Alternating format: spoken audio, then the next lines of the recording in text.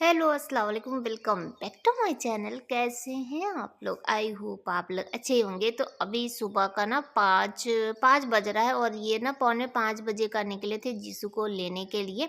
तो हम यहाँ पे खड़े होकर इंतजार ही कर रहे थे और तब तक देखिए तो ये लोग आ चुके हैं और जीसू भी एग्ज़ाम देकर ना आ चुका है। अभी उसकी जो छुट्टियाँ हैं, क्योंकि अभी होली और फिर ईद का ऐसे करके ना काफ़ी दिन का छुट्टी था, तो ये आ गया था और ईद बाद ही अब जाएगा। उसके बाद ये लोग ना सो गए हैं। जीसू आज रोज़ा नहीं है। रीज़न ये है कि कल रोज़ा रह के ही वहाँ से चला था और उसके बाद फिर ट्रेन में ना इफ्तार के लिए कुछ भी नहीं मिला। ये तो कहिए कि बिस्किट-विस्किट लेके चला था, तो बच्चे को बहुत तेज़ भूख भी लगी थी और उसके बाद इसकी जो ट्रेन है ना वो 3:30-4 बजे ही रेणुकूट पहुँची, तो ये ना तो इफ्तारी कर पाया और ना ही सहरी ही कर पाया। तो इसीलिए हम बोले कि बेटा रहने दो आज रोज़ा। तो बस आया है, चाय पिया और उसके बाद ना दोनों लोग सो गए, क्योंकि ये उठे थे 3 बजे सहरी के लिए और फिर ना दिमाग में टेंशन भी लगी रहती है कि जीसू कहीं सो ना जाए, फिर उतरे ना ऐसे-वैसे। तो इसीलिए ये सोए नहीं थे, तो ये भी सो लिए और उसके बाद हम अपने काम पे लग गए। जिया भी सो ही रही थी, तो बाहर झाड़ू लगा दिए। जब धूप निकल जाती है ना, उसके बाद ना कोई भी काम करने का मन नहीं करता, बाहर तो निकलने का ही नहीं मन करता। तो सुबह वाला ना ये रहता है कि जितना भी बाहर का काम हो सके वो फटाफट कर ले, रोज़े में ऐसा होता है। तो बस इधर झाड़ू-वाड़ू लगा के और हम इधर आ चुके हैं। गमला देख लीजिए तो सब ना सूखता जा रहा है, क्योंकि ऐसा नहीं है, रोज़ इसमें पानी तो डाल रहे हैं, लेकिन धूप इतनी तेज़ हो रही है ना, तो उसकी वजह से भी यहाँ पे पूरा पौधा ना फूल-वूल सब मुरझाता चला जा रहा है। तो बस पानी डाल देते हैं और उसके बाद चलेंगे अंदर का काम करेंगे। और आज डालेंगे पापड़, क्योंकि आलू जब हम जा रहे थे ना लखनऊ, उससे पहले ये आलू लेकर आए थे और तब से ना आलू ऐसे ही रखा हुआ था। तो रोज़ ना इसको देख-देख के टेंशन भी हो रहा था और डर भी लग रहा था कि अगर कहीं गलती से भी खराब हो गया तो फिर तो खैर ही नहीं, क्योंकि इतना जिद करके हम आलू मँगाए थे। तो यहाँ पे आलू सुबह-सुबह चढ़ा देते हैं, क्योंकि जो भी काम होता है ना छत वाला, ये रहता है कोशिश कि धूप आने से पहले फटाफट कर ले। और आलू इतना ज़्यादा था कि एक बार में तो नहीं गलेगा, तो इसको 2 बार में ना हाफ़-हाफ़ करके और फिर रखना पड़ेगा। तो आलू को चढ़ा चुके हैं और तब तक आ चुके हैं हॉल में और ये कल से बाज़ार लगा हुआ है और टाइम ही नहीं मिल पा रहा था, क्योंकि आप लोग समझ सकते हैं कि रमज़ान के महीने में ना टाइम निकालना सबसे बड़ा थोड़ा-सा मुश्किल वाला हो जाता है। तो चलेंगे और इसको तह लगा के सबका और अलग-अलग छाँट-छाँट के रख देंगे और सबको अपनी-अपनी जगह पे कर देंगे और हॉल थोड़ा-सा खाली भी हो जाएगा, क्योंकि हम लोग रोज़ा यहीं पे खोलते हैं। जिसको भी पढ़ना-वढ़ना रहता है ना, तो भी वो लोग हॉल में ही बैठते हैं, तो हॉल तो साफ़ होना ज़रूरी है ना। तो सब कुछ तह लगा-लगा के और अपनी-अपनी जगह पे सबके वहाँ रख दिए। उसके बाद आ चुके हैं किचन में और जीसू जैसा कि रोज़ा नहीं है और कल से ना वो कुछ खाया भी नहीं है, तो हम सोचे कि क्यों ना आज उसके लिए रोटी सब्जी ये सब बना दें, ताकि वो हैवी कुछ खा ले। भी सो के उठेगा ना तो कम से कम ये तो खा लेगा। वैसे तो उसका डिमांड यही रहता है, पूड़ी चाय और ब्रेड चाय इसका फ़ेवरेट है। लेकिन अभी फ़िलहाल के लिए ब्रेड भी नहीं था और हम चाह भी नहीं रहे थे कि हाँ, ब्रेड उसको दें। तो फ़िलहाल यहाँ पर सब्ज़ी काट दी है। मेरे पास ना सिर्फ़ पत्ता गोभी था और कुछ भी नहीं था। तो भिंडी था, तो भिंडी हम कल जब रात में खाने में ही बना लिए थे। तो यहाँ पे सब्ज़ी चढ़ा चुके हैं और उसके बाद थोड़ा-सा बर्तन था, तो हम सोचे चलो बर्तन भी लगे हाथ ना धो-धो के और रख देते हैं। जब ऐसा सुबह के टाइम, पहली बात तो टाइम बहुत कम होता है और फिर जब किचन में खड़े ही हैं, तो हम सोचे कि लाओ वो भी खाना तो बन ही रहा है, उसको खाने में कुछ करना नहीं था, जैसे सब्ज़ी तो बन ही रही है। तो हम सोचे उतना देर थोड़ा-सा टाइम का यूज़ करें, क्योंकि आज जब पापड़ बनाना शुरू करेंगे ना, तो ऐसा नहीं होता है कि 5-10 मिनट, उसमें 1 डेढ़ घंटा तो लग ही जाता है, क्योंकि पापड़ को बेलना पड़ता है, जैसे हाथ से ही उसको बेलना पड़ता है, फिर डालो तो टाइम लग जाता है। तो यहाँ पे सब्ज़ी ना एकदम बन के तैयार हो चुकी है और इस पे धनिया पत्ती भी डाल चुके हैं। उसके बाद इसको कर देंगे साइड और जीसू के लिए 2 ठो पराठा और जिया भी है, जैसे जिया भी रोज़ा नहीं है ना, तो उसके लिए भी पराठा बना देंगे। जिया जब हम यहाँ नहीं थे ना, तो जिया को क्या हुआ ना कि कोई चीज़ से एलर्जी हो गई है और सिर्फ़ जिया को नहीं हुई है, घर में सबको हो गया है, तो वो ना बॉडी पे दाना निकल रहा था। तो हॉस्पिटल ले जाके दवा-ववा लेकर आ गए हैं, तो सुबह-शाम दवा खाना है प्लस उस पे ना दवा भी लगानी है, तो इसीलिए जिया रोज़ा नहीं है। तो बच्चों के लिए पराठा-वराठा बना देते हैं और उसके बाद ही फिर पापड़ में हाथ लगाएँगे, क्योंकि फिर जब बनाने लगेंगे ना, फिर बच्चे उठेंगे, फिर ज़िद करेंगे, तो फिर वहाँ से हाथ हटा के फिर नाश्ता बनाना थोड़ा-सा मुश्किल हो जाएगा। तो इसीलिए इन लोगों के लिए सब कुछ बनाओ ना के रेडी कर देंगे। और सब्ज़ी बनाने का एक और रीज़न था कि सब्ज़ी अगर बची रहेगी तो इन लोग को दोपहर में भी खिला देंगे।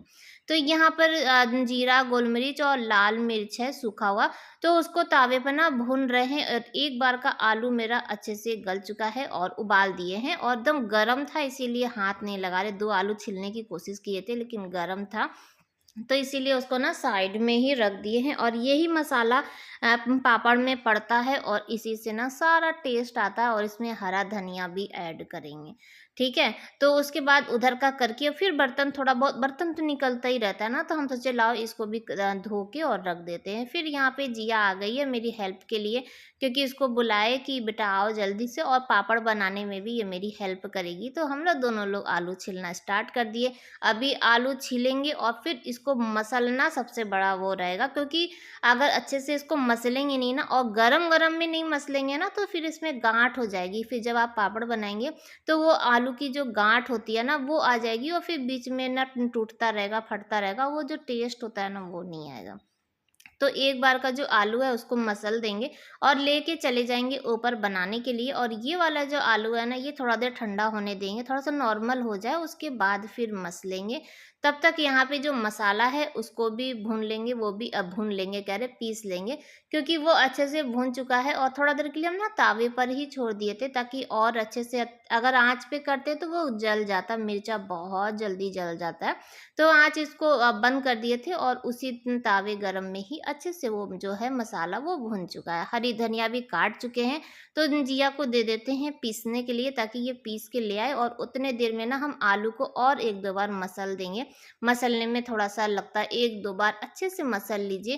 और टाइम होता ना तो इसको हम ग्रेट कर लेते आलू को, तो उससे क्या होता है ना कि गाँठ नहीं रहती है, उसके बाद बहुत अच्छे से मसला जाता है। तो यहाँ पे देखिए, तो हम फिर से स्टार्ट हो चुके हैं। आधा जिया भी करी थी, जिया भी मेरी हेल्प करी थी। और उसके बाद यहाँ पे अब मुझे जो है मसाला-वसाला मिक्स करना है। तो मसाला जब भी मिक्स करिए तो वो जो लाल मिर्च है ना, वो जैसे हाथ में लगता है और तुरंत नहीं पता चलता, लेकिन हाँ, थोड़ी देर बाद जब ना लहरने लगता है, हाथ एकदम जलने लगता है, तो ये सब काम जिया को तो नहीं देंगे।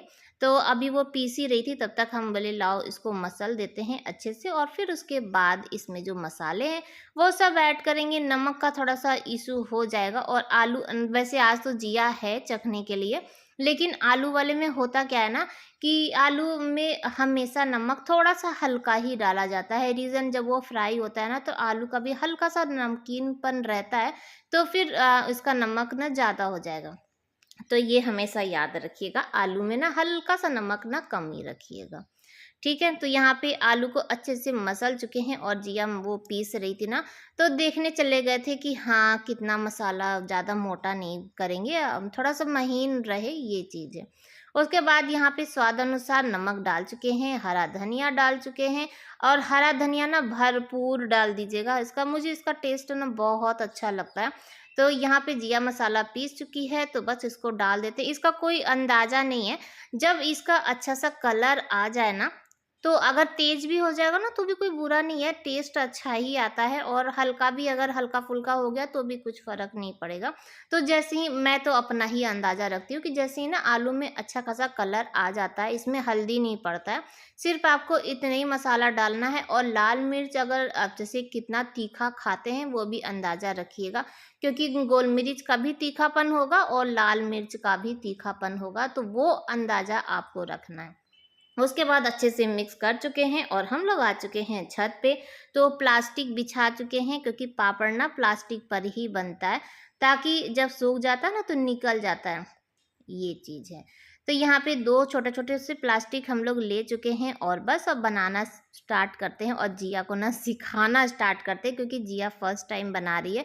वैसे हम लोग पहले भी बनाए थे, जब हम लोग क्वार्टर में थे ना, तो जिया देखी थी, बनाई नहीं थी, लेकिन हाँ, आज उसको अपने साथ लगाए हैं। देखिए बच्चों को ना कभी भी ये नहीं करना चाहिए कि हाँ, ये काम तुमसे नहीं होगा, सिखाना चाहिए। भले ही थोड़ा बहुत खराब करेंगे, लेकिन आगे चल के ये सब करना है, आना चाहिए, ये चीज़ है। तो यहाँ पे सिर्फ़ अभी हम जिया को सिखाने की कोशिश कर रहे हैं कि देख बेटा ऐसे नहीं ऐसे। और एक आज मुझे ना नई ट्रिक पता चली, जो कि हम वीडियो शूट नहीं किए, लेकिन हम आप लोगों को बता देते हैं। हम क्या किए ना, पहले तो एक-एक करके ऐसे बना रहे थे, लेकिन फिर बाद में क्या किए ना, इसी प्लास्टिक में तेल लगाते गए और लोई बना-बना के रखते गए, और इसी के ऊपर ही हम प्लास्टिक रख-रख के ना फैला दिए। मुझे वो ज़्यादा ईज़ी लगा। लेकिन जो हमेशा का जो पुराना जो तरीका है पापड़ बनाने का, वो ऐसे ही है कि आप प्लास्टिक ले लीजिए और हाफ कर लीजिए जैसे कि उसी में, और उसके बाद इसमें तेल लगा के, और दिया देखिए यहाँ पे ना बहुत ज़्यादा ही पतला कर दी थी इसीलिए, और तेल कम लगाई थी इसीलिए उसका ना निकल नहीं रहा था। तो देखिए मैं आप लोगों को बहुत पुराना जो शुरू से चलता आया वो ट्रिक बता रही हूँ कि यहाँ पे प्लास्टिक पे तेल लगा चुके हैं, और उसके बाद ये जो प्लास्टिक है इसको हाफ ना फोल्ड फोल्ड कर लीजिएगा, और उसके बाद इसको हाथ से ही बेल बेल के ना आप जैसे कि पतला और मोटा जैसा आपको चाहिए, तो पापड़ का इसमें शेप दे दीजिएगा। और उसके बाद इस जो ऊपर वाली जो प्लास्टिक है उसको निकाल के और उठा के और बस इसको पलट दीजिएगा। तो ये देखिए, ये ऐसे किए और इसको ना पलट दिए, और फिर बाद में हम क्या किए कि इसी में जो नीचे जो प्लास्टिक बिछा है इसी में तेल लगा के और बेलते चले गए। मुझे वो ज़्यादा ईज़ी लगा। आपको जो अच्छा लगे आप वो ट्राई कर सकते हैं। तो पापड़-वापड़ बनाने के बाद ना फिर अपना घर का जो काम था वो सब किए, नहाए-धोए और बहुत सारा काम था। तो वो सब करने के बाद ना फिर हम थोड़ा देर सो गए थे, और अभी ना शाम का 5:30 होने वाला है, और 6 बजे हम लोगों के यहाँ इफ्तार का जैसे टाइम है। तो आप लोग सोच रहे होंगे कि मैं इतना देर में इफ्तार बनाने क्यों आई? क्योंकि आज ये बोले थे ना कि हम लोग वो जो नया वाला जो रूम मिला है ना, तो वहाँ पे जाके और वहीं पर रोज़ा खोल लेंगे, क्योंकि जब से वो रूम मिला है तब से ना जीसू नहीं गया था देखने के लिए। तो ये हुआ कि आज चलते हैं, और उसमें बल्ब-वल्ब लगाना था, बहुत सारा काम था। तो ये बोले थे कि आज वहीं चलेंगे और मार्केट से जो होगा रोज़ा खोलने के लिए ले लेंगे, क्योंकि बच्चे तो हैं ही नहीं, बस हम ही दोनों थे। तो उसके बाद इंतज़ार करते ये कहीं ऑफ़िस में फँस गए काम-वाम में, तो अभी तक 5:30 होने वाला, लेकिन अभी तक ये नहीं आए हैं। तो मैं आ गई हूँ यहाँ पे तैयारी करने के लिए। टाइम बहुत कम है, तो आधे घंटे में आज इफ्तार बनाएँगे। तो चलिए देखते हैं कि कैसे बना सकते हैं। तो आज यहाँ पे मैं जो घुगनी बना रही हूँ ये नए तरीके से, ये सबसे ईज़ी वाला जो तरीका है ना, मैं वो आप लोग के साथ शेयर कर रही हूँ कि कभी अगर ऐसा लेट-वेट हो जाए ना, तो ये वाला ट्रिक ज़रूर अपनाइएगा, बहुत ही ज़्यादा यम्मी और आसान से बन जाता है। तो यहाँ पे मैं ना चने को कुकर में चढ़ा दी हूँ, इसमें डाल दिए हैं प्याज, मसाला, हल्दी, नमक, जितना भी आपको चने में यूज़ करना था ना सब इसी में डाल दीजिए। आप चाहें तो इसमें टमाटर भी डाल सकते हैं, टमाटर मैं यूज़ नहीं करती हूँ जैसे कि चने में, इसलिए मैं टमाटर स्किप कर रही हूँ। तो यहाँ पे हरी मिर्च, सरसों का तेल सब कुछ इसमें डाल देंगे, और उसके बाद इसको लगा देंगे सीटी, और 3-4 सीटी आराम से लगा दीजिए। तो उससे क्या होगा ना कि जो चना है वो भी गल जाएगा और मसाला भी इसी में अच्छे से भुन जाएगा। इसको बार-बार भुनना, चलाना ये सब नहीं पड़ेगा। ठीक है? तो गैस पे चढ़ा चुके हैं चना, तो वो अपना सीटी देता रहेगा, तब तक इधर हम तैयारी कर ले रहे। जीसू जब वहाँ पे था ना, तो आप लोगों को याद होगा कि इफ्तार में एक बार हम इमरती बनाए थे, तो वो देखा था, तो वो बोला मम्मी जब हम थे तब तो आप नहीं बनाई, जब हम आएँगे ना तो हमको इमरती बना के खिलाइएगा। तो बस उसी की तैयारी कर रहे हैं, और मेरे पास ना उड़द की दाल फूली हुई थी। मैं हमेशा ही जब दाल वाल फुलाती हूँ ना, तो थोड़ा सा एक्स्ट्रा फुला के और फ्रिज में डाल लेते हैं कि कभी अगर इमरजेंसी हो तो कुछ बन सके। तो उड़द की दाल थोड़ा सा था तो उसको पीस चुके हैं, और इसी में डाल दिए हैं कॉर्नफ्लोर, थोड़ा सा ज़्यादा ही डाल दिए थे क्योंकि दाल बहुत कम थी, तो उसको एडजस्ट करने के लिए तो कॉर्नफ्लोर डाल के, और हल्का सा इसमें ना सोडा भी ऐड कर दिए थे क्योंकि दाल अच्छे से फूली नहीं थी। थोड़ा देर पीस के रख दीजिए ना तो अच्छा खासा फूल जाती है।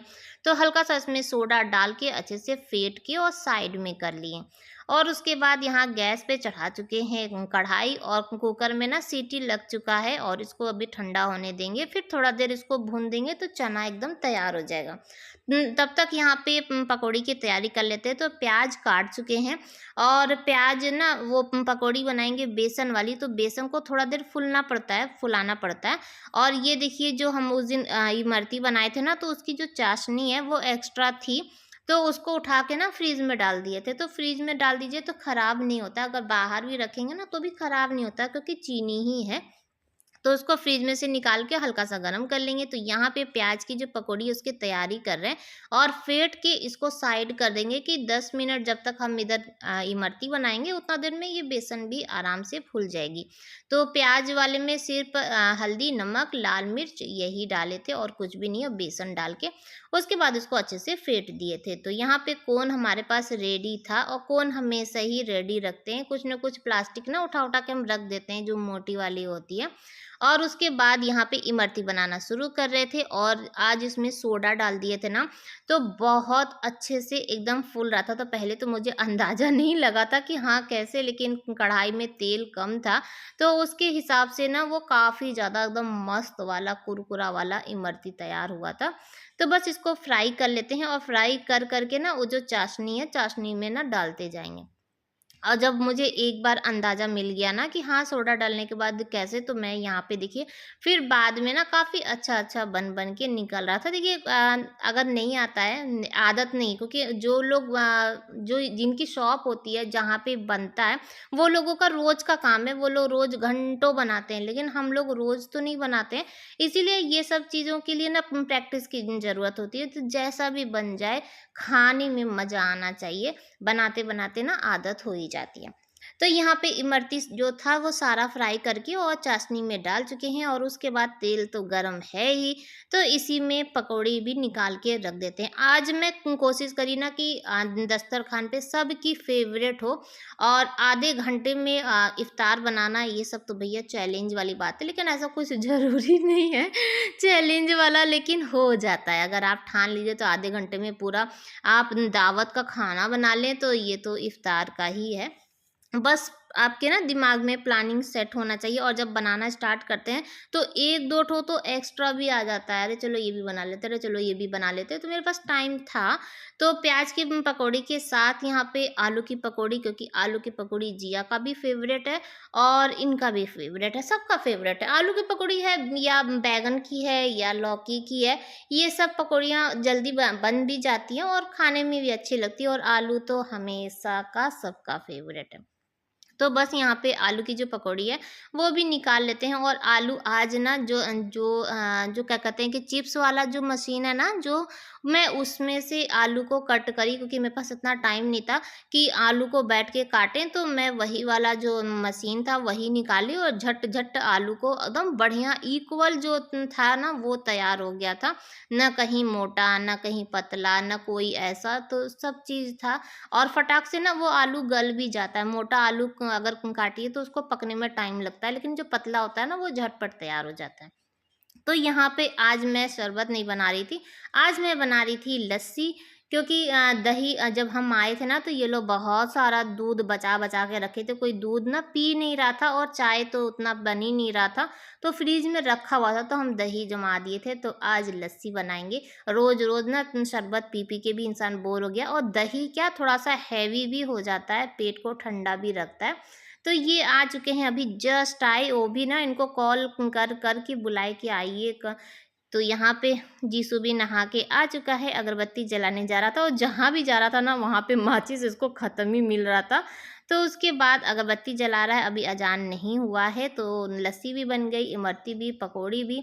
और ये देख के ना खुश हो जाते हैं, क्योंकि इनका कहना ये है कि ज़्यादा कुछ मत बनाया करो, इतना कि फेंकाए, बस इतना बनाओ कि सब लोग खा लें। ये हमेशा के ये पहले, अगर आप लोगों को याद होगा कि पिछले साल के भी पिछले साल ऐसा था कि ये ना गिन के पकौड़ियाँ बनवाते थे कि 2 पकौड़ी उसका, 2 पकौड़ी ऐसा, इनको ना वेस्ट होता है तो अच्छा नहीं लगता है। तो पता नहीं कौन ना अंदर बेडरूम का भी लाइट वाइट बंद कर दिया था, और शाम को ना मुझे ऐसा अंधेरा ना अच्छा नहीं लगता है, मैं सब जगह का लाइट वाइट जला देती हूँ। तो यहाँ पे यीशु अगरबत्ती सब जगह जला ही रहा था और यहाँ पर हम लोग बैठ के आपस में बातचीत कर रहे थे। और हमको तो आज गुस्सा भी इनके ऊपर आ रहा था, क्योंकि ये ना कॉल करके भी नहीं बताए कि हाँ, हम फँस रहे हैं और आज वहाँ पे नहीं चल पाएँगे। ये तो कहिए कि हम अपने से सोचे कि अब तो लेट हो ही गया है, तो चलो यहीं पर बना ही देते हैं। तो बस यहाँ पर अज़ान की आवाज़ आ चुकी है, तो अज़ान हो रहा है। तो चलिए रोज़ा भी खोल लेते हैं, दुआ माँग लेते हैं, सबके लिए दुआ माँगेंगे। जब भी कभी हाथ उठाइए ना, तो अपने से पहले ना दूसरों के लिए दुआ माँगनी चाहिए, अल्लाह ताला ज़रूर सुनते हैं। खुद की सुनने में टाइम लगता है, लेकिन हाँ, दूसरों की दुआएँ बहुत जल्दी सुन लेते हैं। तो चलिए हम रोज़ा खोल लेते हैं और आप सबका रोज़ा कैसा जा रहा है ये बताइएगा। मौसम तो ठंडा हो ही गया है और रोज़ा खोलने के बाद चाय मिल जाए, अपनी एनर्जी ड्रिंक मिल जाए, और क्या है। और आज का ब्लॉग भी यहीं पर एंड करेंगे। आई होप कि आप लोग को अच्छा लगा होगा। बाय बाय, अल्लाह हाफ़िज़।